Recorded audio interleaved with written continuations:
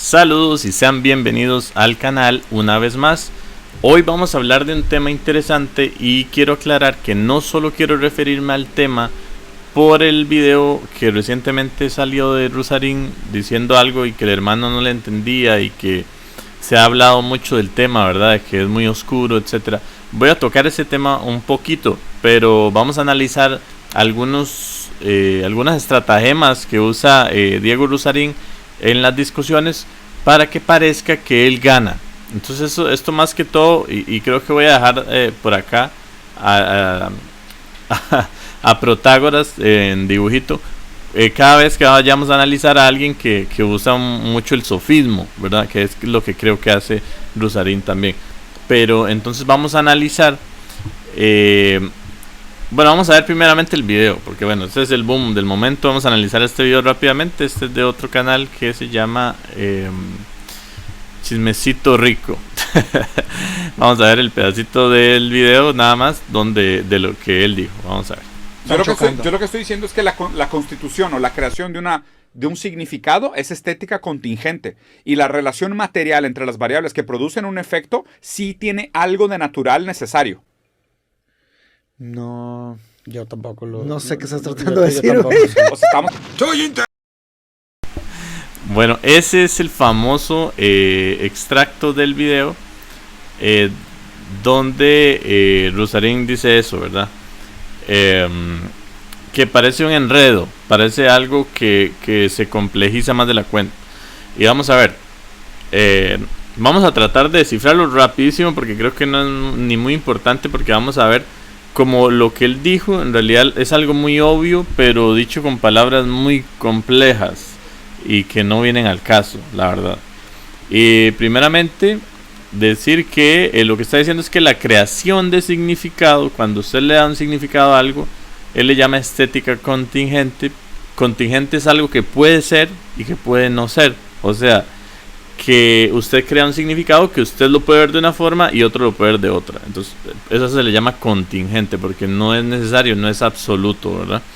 Entonces, en ese sentido, podríamos decir que eso es lo que quiere decir al inicio. Es como un decodificando, ¿verdad? Entonces, la segunda parte que él menciona, donde dice, pero que en la parte material sí tiene algo de necesario,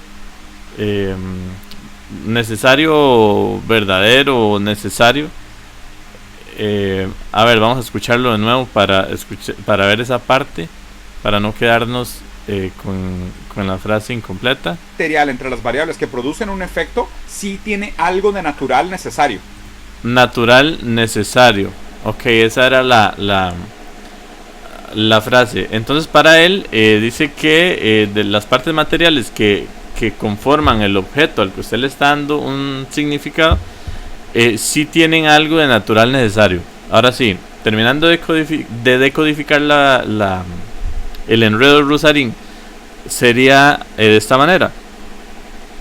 Simplemente el significado es una creación contingente, o sea que puede ser o no ser, o sea es subjetivo. Vamos a decir un término un poco más sencillo y que creo que va más, es más exacto. Es un poco subjetivo porque cada persona puede dar un significado diferente a un mismo evento.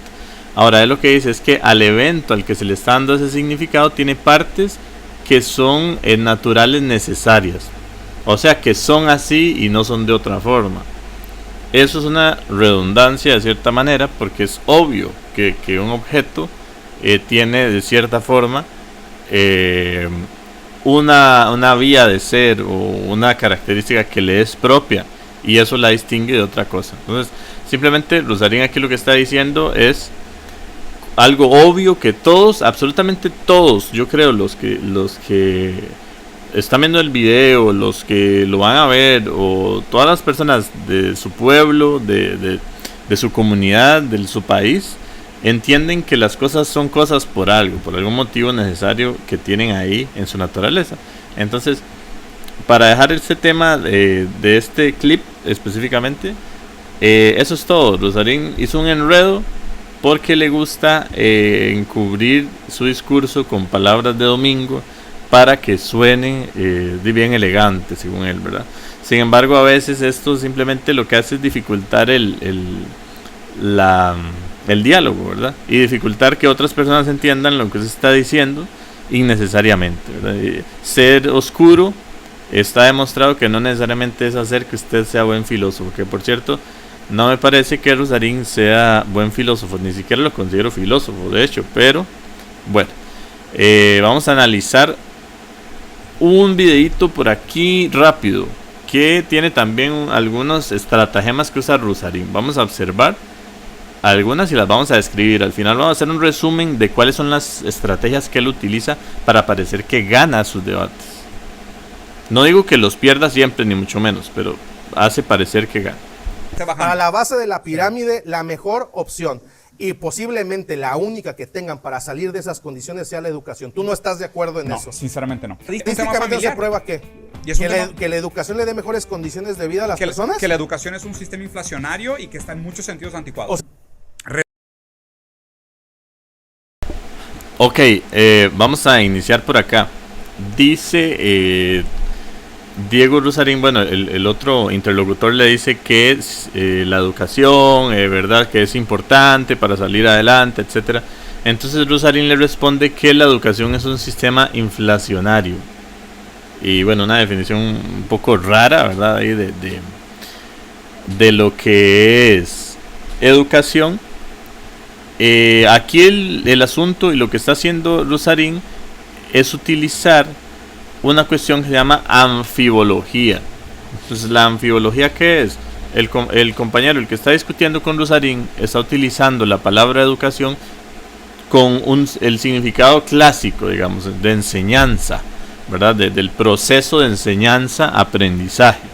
Más o menos eso es lo que el otro le quiere dar a entender con educación. Entonces, ¿qué es lo que hace Rusarín? Rusarín agarra el término del otro muchacho y lo convierte en un término que ya asume características negativas de la educación, ¿verdad? ¿Para qué? Porque en este momento, en esta discusión, Rusarín está diciendo que la educación no es el mejor motor para sacar adelante, para mejorar un pueblo, las personas, una sociedad, ¿verdad? Como tal. Entonces él lo que hace primero, y aquí no me voy a poner mucho en el debate como tal que están teniendo, sino más o menos las estrategias que él usa para superar al rival, que a veces el rival no lo detecta y por eso él lo logra superar. Entonces veamos aquí como la RAE dice que anfibología es un sentido equívoco que presenta una palabra o una expresión en un determinado contexto. O sea, lo cambió de contexto. Está hablando de educación de una forma y el otro de otra. Obviamente así, primero que no se van a entender. Por eso es muy importante cuando se está debatiendo algo tratar de definirlo o que los dos lleguen a un consenso sobre más o menos una definición del tema que se va a tratar para no tener este problema, ¿verdad? De que pueda suceder esto. Vamos a continuar con el video. Relación entre poderes materiales anteriores. Entonces, ¿qué es la escuela? ¿Qué son las instituciones educativas? ¿Para qué sirve la educación realmente en ese sentido? ¿Y por qué la premisa original de la escuela nos debería de enseñar a pensar y no tanto enseñarnos cosas? Digo, es prácticamente irrefutable. Ok, aquí simplemente para aclarar un detallito, esos son pedacitos de la discusión que ellos tuvieron. Dice que la escuela debería enseñarnos más a pensar que enseñarnos cosas. Bueno, ese es un dilema actualmente un poco superado, ¿verdad?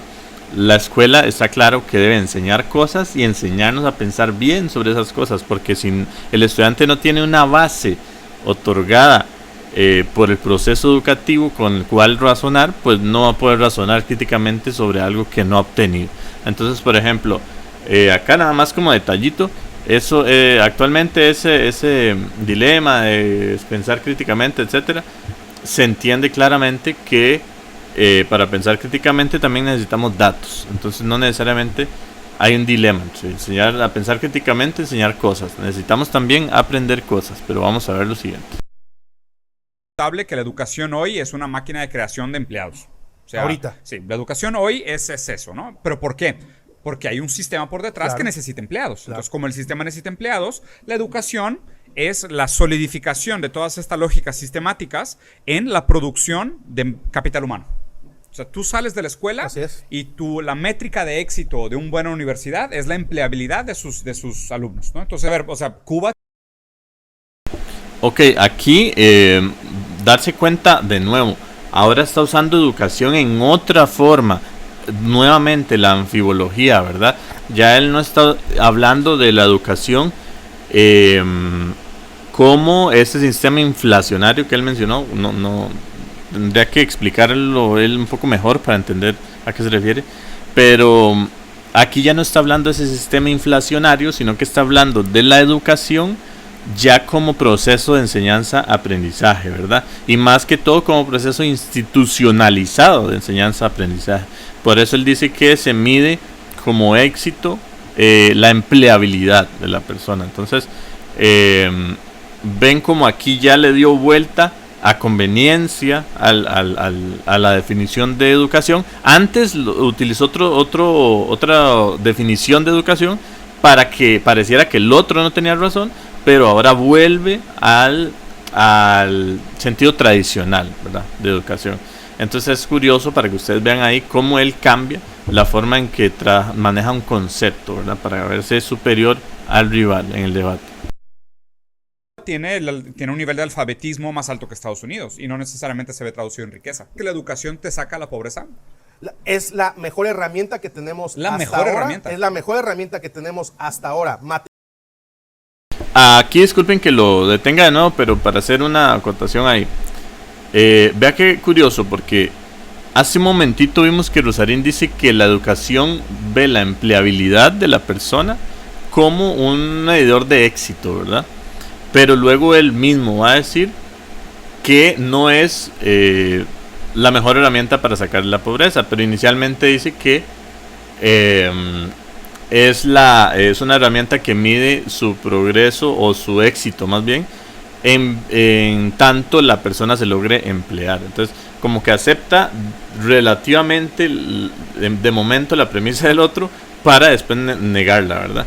Y no importa, puede no aceptar que la educación sea lo más importante, como él dice, para avanzar, pero vemos como juega un poco con el lenguaje. Entonces acá están discutiendo, el otro le dice que si él no cree que la educación es la herramienta más importante para salir de la pobreza, él dice que no. Vamos a escuchar qué sigue.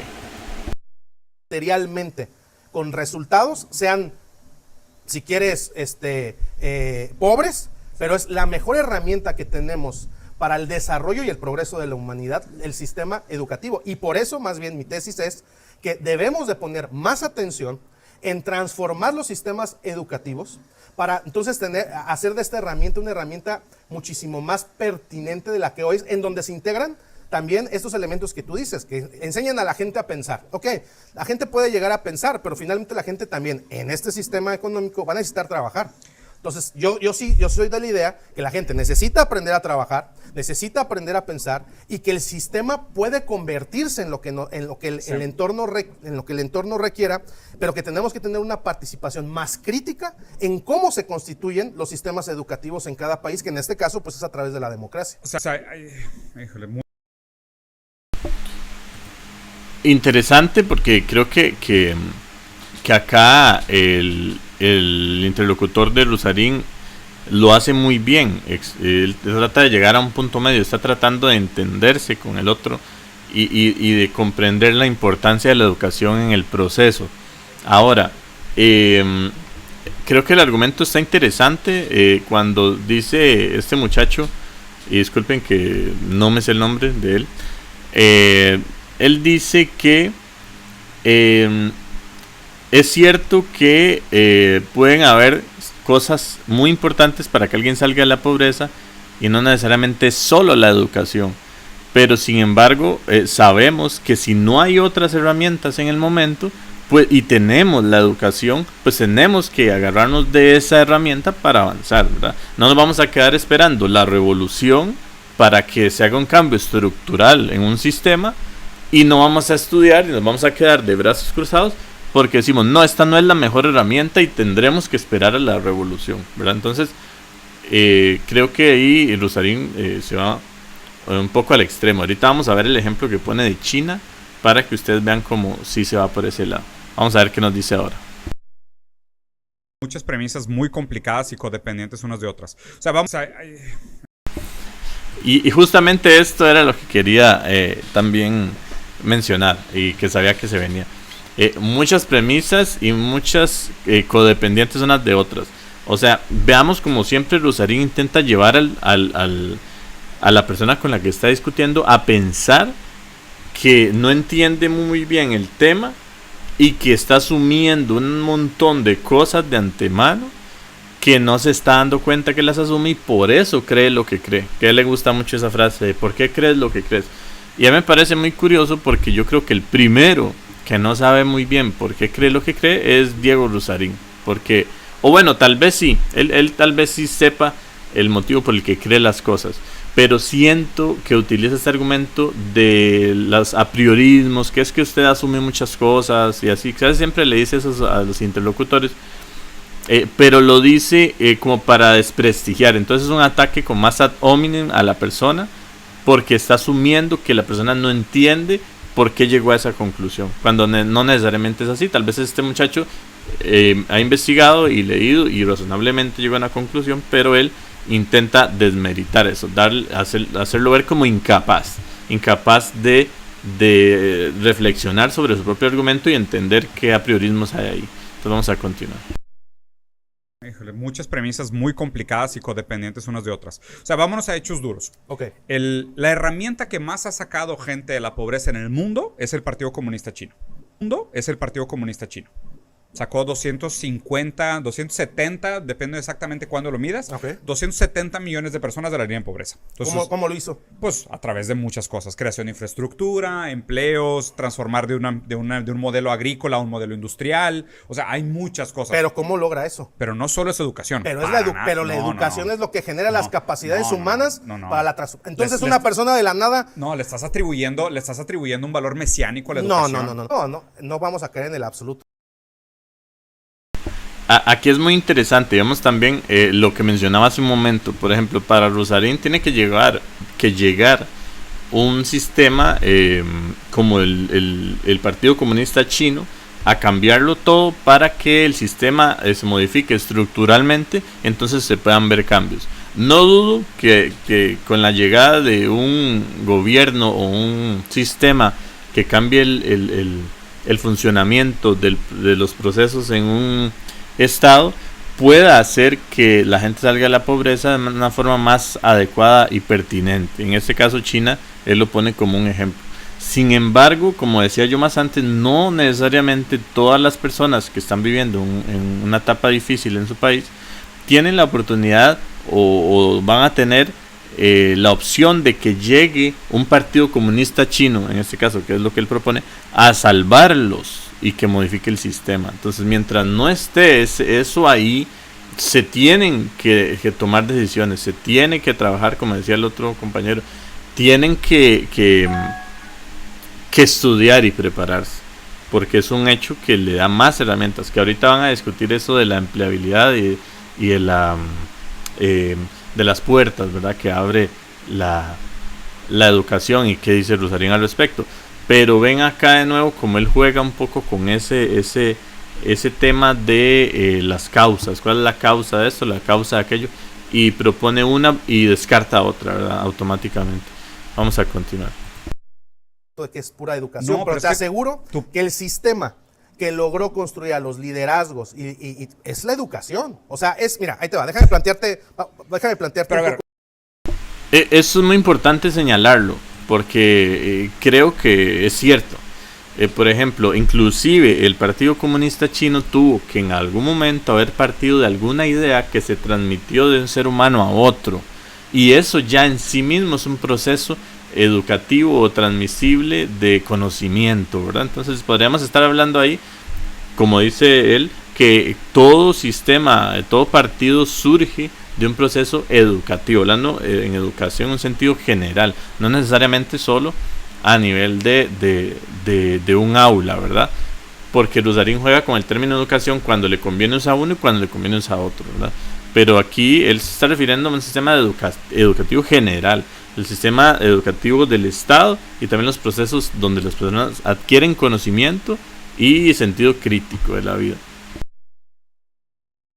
más el... ¿Tú ya estás seguro de eso o quieres platicar No, sobre ello? no, quiero platicar sobre ello. Ok, Y porque quiero lo estás plantearlas... No, porque lo estás planteando como una con seguridad a retórica. priori. Justo la idea de crítica es cuestionar los argumentos que sostienen lo que estás diciendo. Ok, O sea, yo no te tengo que justificar si la educación no es o no. Tú me estás diciendo que es la educación. Tú me tienes que explicar por qué la educación logró en China sacar 280 millones de personas de la pobreza. No, es que Si no, yo tengo la razón. No, Es fuerte ahí lo que dice, porque dos errores. El primero es asumir que si el otro no le demuestra el punto, entonces inmediatamente Rusarín tiene la razón. Entonces, por ahí ya vemos que hay una falacia, ¿verdad? Porque él está dando a entender, si usted no me demuestra lo que está diciendo, entonces mi punto automáticamente es el correcto. Y eso no es verdad. Eso es una falacia. Entonces, podemos ver ahí el primer detalle. Ahora el otro, al principio, que él se victimiza en el momento y le dice, ¿usted quiere debatir esto o ya lo tiene asumido? Porque el sentido crítico es uno analizar sus propios argumentos y no dar por hecho las cosas. Pero vemos como cuando Rusarín argumenta y da por hecho cosas, él no se molesta por eso. Él mismo no dice, bueno, esto podría ser así, podría ser de esta forma. No, él asegura, pero cuando el que asegura es el otro, o cuando el otro argumenta, porque aquí ni siquiera es que está asegurando del todo, sino que está argumentando. Entonces él trata de minimizar el poder del argumento, ¿verdad? Para que parezca que el otro es dogmático o que el otro es de mente cerrada, ¿verdad? Entonces estas son, como vemos, otra estrategia de Diego Rusarín para debatir. ese ejemplo es el que tú me estás poniendo. Por eso, yo te pero puedo, tú me dijiste que fue la justificar educación. en México. O sea, la premisa absolutista dejas de cuenta como una serie de supuestos a priori que creo que no estás consciente de lo que estás diciendo. O sea, a ver, si no existiera la capacidad... Ahí podemos ver el bombillito rojo de alerta, ¿verdad? De nuevo, ataque personal, porque está diciendo que él no está consciente de lo que está asumiendo, lo que está diciendo, del motivo, las razones de lo que está diciendo. Entonces podemos observar de nuevo cómo está atacando, intentando minimizar la capacidad de la otra persona para argumentar. Entonces, nuevamente una falacia hacia la persona, ¿verdad? física y la herramienta física para ejercer esos conocimientos adquiridos, los conocimientos adquiridos no sirven de nada. O sea, yo te puedo enseñar programación, pero si no tienes compu, pues no sirve de nada que sepas sobre programación. ¿Lo ves? Entonces, justo, sí. ¿Cuáles son? Ahí obviamente tiene sentido. Si le enseñan computación y no tiene computadora, pues obviamente, pero aún así, aunque uno no tuviera una computadora, le enseñan algunas destrezas, pues ya va a tener más destrezas que antes, ¿verdad? Entonces sí le va a abrir ciertas opciones, ¿verdad? Pero bueno, tiene cierto sentido obviamente que se necesita, además de una educación, unas condiciones materiales. Pero bueno, vamos a continuar. Todos aquellos presupuestos a priori que te permiten hacer estas aseveraciones. Y en aquellos presupuestos a priori es donde se esconde la ideología. Ahí es donde está escondidita. Justo aquello que no sabes que sabes es lo que te mete la pata y te hace un argumento. O sea, lo que hace que tus argumentos sean ideológicos. Entonces, o sea, la idea es, a ver, ¿podemos aspirar a ser mejor? Otra vez el problema del interlocutor de Diego Rusarín para él es que no sabe cosas, y entonces como no sabe que no sabe cosas, propone cosas basado en cosas que no sabe, que no sabe, y se le hace un arroz con mango, como dicen, y termina con un argumento equivocado. Entonces no está atacando el argumento como tal, sino que está desprestigiando la capacidad del interlocutor de razonar. Vamos a continuar. ¿Mejores cosas con la educación? Sí, creo que sí. Definitivamente se puede mejorar en muchos sentidos. ¿Es la educación la panacea que nos va a sacar de los problemas en los que estamos? No, definitivamente no. Cuestionar un chorro de cosas, pero a partir de ahí, ¿cuál es la causa que condiciona que una persona gane de 6 mil pesos a 12 mil pesos? Es la educación universitaria. Color de piel, género. Come on, hombre. Bueno, en este punto, honestamente, debo decir, al menos en mi país, sí, la educación tiene muchísimo que ver con la movilidad social, con el salario que la persona percibe. Siempre van a haber casos donde no sucede, pero sí es una herramienta muy importante para poder tener un mejor salario, ¿verdad?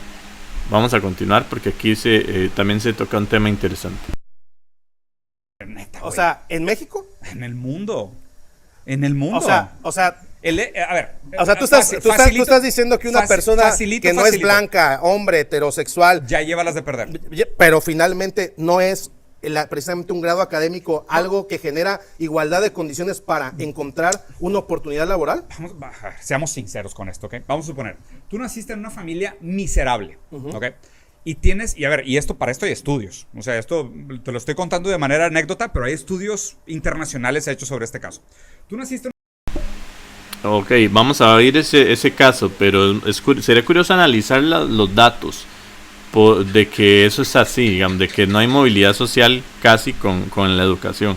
Porque, por lo menos en mi caso, en el sector de la educación, hay montones de mujeres y hay una cantidad mayor, pongámosle, en las áreas de primer y segundo ciclo, preescolar, educación especial, ya en secundaria se ve un poco menos, en universidades está muy similar, pero generalmente en el área educativa hay montones de mujeres y yo hasta el momento no conozco una compañera que yo haya tenido en algún trabajo que haya recibido, menos pago que yo, por ejemplo, por ser mujer. No sé en otras áreas, ¿verdad? Esto lo digo en mi experiencia.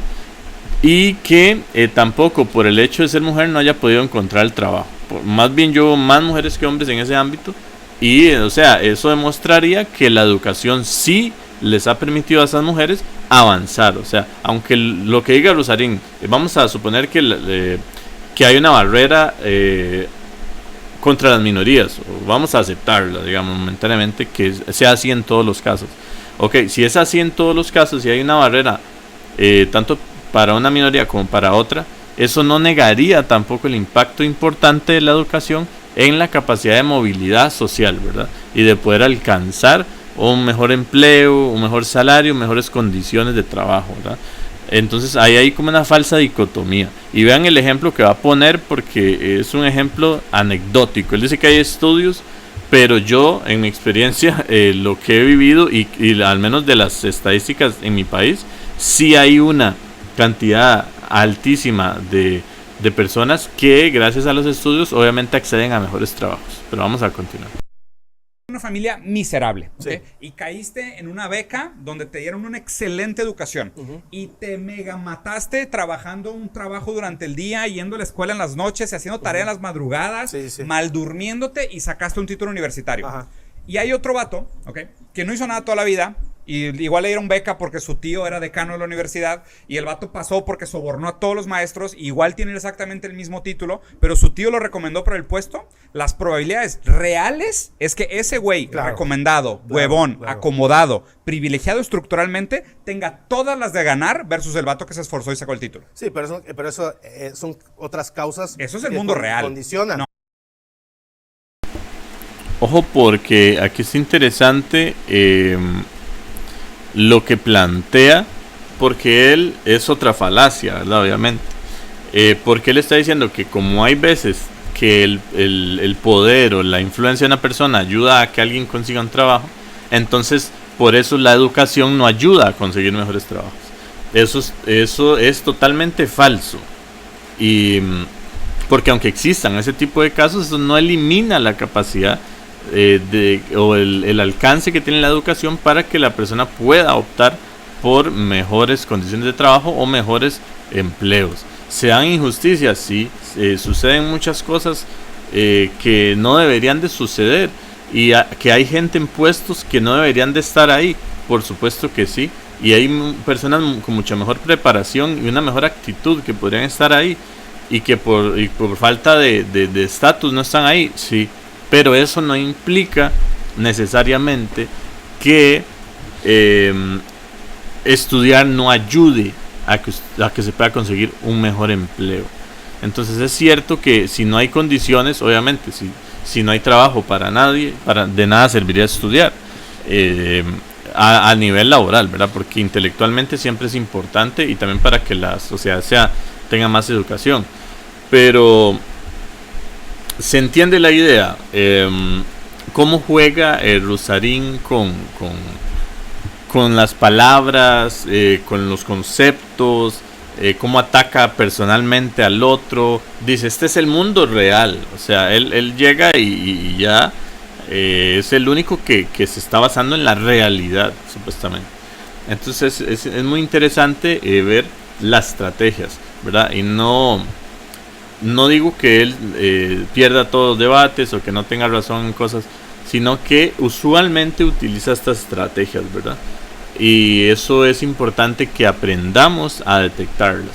Voy a hacer un video pronto tal vez sobre cómo detectar los discursos, ¿verdad?, falaces o sofísticos, engañadores, porque creo que son herramientas que toda persona debe tener para detectarlo. Y no importa si al que usted está analizando es catedrático o no, científico, filósofo, teólogo o su vecino. Pero siempre es importante poder detectar estos errores o más bien estrategias poco limpias de discusión, ¿verdad? Para poder saber y detener al otro ahí. Porque muchas veces este debate, por si quieren verlo después completo, voy a buscar el nombre, porque ustedes pueden ver como Christian Ríos, ese es el nombre del muchacho, él se llama Rusarín versus Christian Ríos, sobre el tema de la educación. Ustedes pueden ver el debate y van a ver como al final Christian Ríos empieza a sentirse como minimizado y empieza a aceptar un montón de cosas de Rusarín que no necesariamente tenía por qué haberlas aceptado al 100%. Y es porque las estrategias que usó Rusarín calaron en él. Y a puro discurso, a pura retórica, se lo llevó, como dicen, ¿verdad? Entonces, no porque no tuviera puntos a favor, sino lo que estoy diciendo es que la retórica puede hacer que un argumento, aunque sea débil, se vea fuerte, ¿verdad? Que es lo que hablábamos la vez pasada sobre los sofistas, ¿verdad? Y por qué Platón no le gustaban mucho. Que por cierto, voy a quitar a este Platón de aquí y voy a poner a un Aristóteles, que es mi favorito. Nada más lo tenía ahí momentáneamente. Pero bueno, vamos a hacer un resumen de los puntos de Rusarín. Ambigüedad, define como él quiere. Argumentos ideológicos. Yo he escuchado 2 veces esto por ahí en un par de personas. Y nunca he entendido exactamente a qué se refieren con argumentos ideológicos. Si es ideologizados, o sea, con una carga ideológica muy pesada, o qué. Pero yo considero que en el fondo todos los argumentos que utilizamos tienen algo de ideológicos, porque obviamente parten de algunas ideas, ¿verdad? Entonces, no sé, cuando dicen este argumento ideológico, me suena a que es otro término posmoderno, seguro, que le gusta a Rusarín. El resumen de las estrategias de Rusarín: oscuridad, habla súper enredado en ocasiones para que parezca que lo que dijo o es irrefutable, ¿verdad? O va a ser difícil de refutar si el otro no lo entiende bien. Ambigüedad, obviamente, y juega con los términos, ya vimos. Ad hominem vestido de intelectualidad, porque lo hace de forma sutil, pero está atacando a la persona. Entonces es un ad hominem, aunque él lo haga sutilmente o a veces no tanto, está atacando a la persona y a su capacidad de razonar. ¿Cuáles falacias utiliza? Y aquí hay unas que no están en este video y utiliza más, ¿verdad? Pero vamos a plantear estas. La primera y que más utiliza en todos sus videos es la falacia genética. ¿Por qué la falacia genética? Porque siempre cuando él quiere dar a entender que algo es como fantasioso, falso, entonces él explica cómo surgió esa idea. Entonces él cree que si él explica cómo históricamente llegaron a creer X cosa, X persona, ya demostró que esa creencia es falsa. Entonces eso se llama falacia genética, cuando usted intenta decir que algo es falso por la forma en cómo se originó. y no va al argumento o a lo que cree de verdad esa persona o ese grupo de personas. La petición de principio, ¿verdad? Porque él da por sentado muchas cosas que no ha demostrado y él las considera como ya demostradas. Por eso es una petición de principio. De lo que él acusa a los demás es lo que él practica. Bueno, el non sequitur, ¿verdad? No se sigue. No se siguen muchas de las conclusiones, digamos, de las premisas que él pone, no se sigue la conclusión, ¿verdad? La falacia de la ignorancia, que era la que mencionábamos antes, cuando él, en este caso él la utilizó, cuando le dijo que si el otro no le demostraba que lo que creía era verdad, entonces él tenía razón por default o automáticamente. Eso es una falacia de la ignorancia. Hay dos formas de falacia de la ignorancia. Una, cuando usted le dice, si usted no me puede probar que lo que yo digo es falso, entonces es verdadero. Y al contrario, si usted no me puede probar que lo que usted dice es verdadero, pues entonces es falso, o yo tengo razón, ¿verdad? Entonces hay varias formas de plantearlo. Ahí después vamos a ver el tema de falacias, que es muy interesante. Entonces podemos ver aquí cómo analizamos un poquito a Rusarín. Otro de los nuevos jinetes filosóficos actuales de las redes. Pero vean, les tengo una pequeña sorpresa. Algo que seguramente les va a parecer interesante. Y es que alguien le hizo una crítica a Diego Rusarín y lo calificó de pseudocientífico. Y sin embargo, esa persona que le hizo esa crítica a Rusarín, después de que dijo que él era pseudocientífico, dijo unas cosas que a mi criterio son pseudocientíficas también. Entonces vamos a analizar pronto, esta misma semana, a ese personaje que criticó a Rusarín, pero que también él es muy pseudofilosófico. Más bien, no sé si dije pseudocientífico, pero me refería a pseudofilosófico o pseudofilósofo, era la palabra más bien. Entonces vamos a hacer un análisis de eso y vamos a ver cómo un pseudofilósofo ataca a otro pseudofilósofo, así aparece que él quería llamarlo. Entonces aquí lo dejamos, muchas gracias y espero que les sirva y nos vemos en el siguiente video. Gracias.